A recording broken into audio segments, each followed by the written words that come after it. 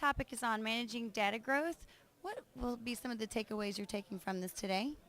I think the biggest thing we have to look at is how do we manage not only the growth that we're seeing and tremendous amount of growth at 35% per year, but also how do we manage the data from a security perspective? In other words, what do we do to make sure that the data that we're putting in there remains we have the integrity built around that?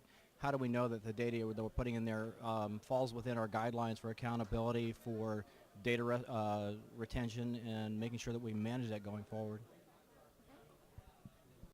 From a securities perspective, what is your opinion on social networking? I think social networking is a great tool. I use it myself. I've got my own LinkedIn account.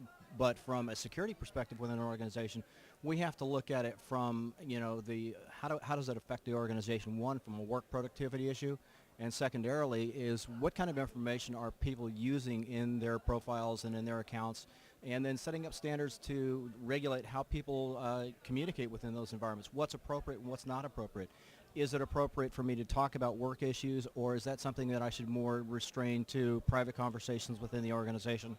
Obviously, if I'm going to build a social network to talk about what I do as a professional, it's appropriate to talk about professional successes. But when it comes to the point of talking about gripes or concerns or areas that I'm not happy with in the company, we try to tend to dissuade people from doing that and instead keeping that inside the institution. Great. Well, thank you so much, Robert, for joining us today, and we certainly look forward to your conversation on the panel today. Thank you. Topic of CIO trends and innovations. Here with me today is Bill Johnson. Bill, tell us what you do.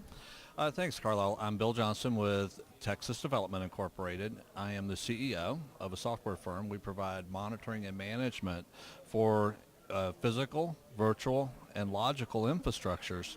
Our technology, because our customers used to manage the physical world, moving in a virtualized world needed the same kind of management and monitoring capabilities that they had in the physical space. So they've driven us to the virtual side. Our technology these days is deployed in Citrix as well as in VMware spaces to monitor, log, audit, and remediate problems with the virtual machines that other technologies frankly just miss.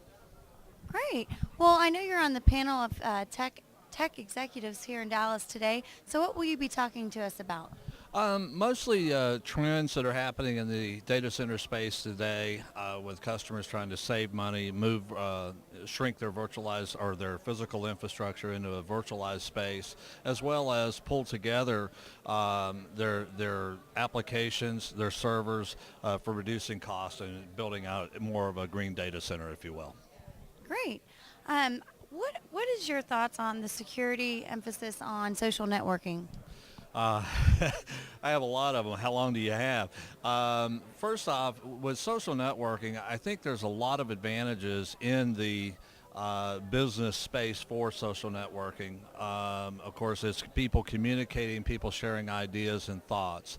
At the same time, businesses have to realize that social networking, if you don't train your employees and educate them on how to use social networking properly, you can expose business thoughts, business projects, business, shall we say, intellectual property that really shouldn't be exposed to the public. I think that properly done, social networking, either kept in-house, can be used effectively to build business advantage in the market. Well, thank you so much, Bill, for sharing your thoughts with us.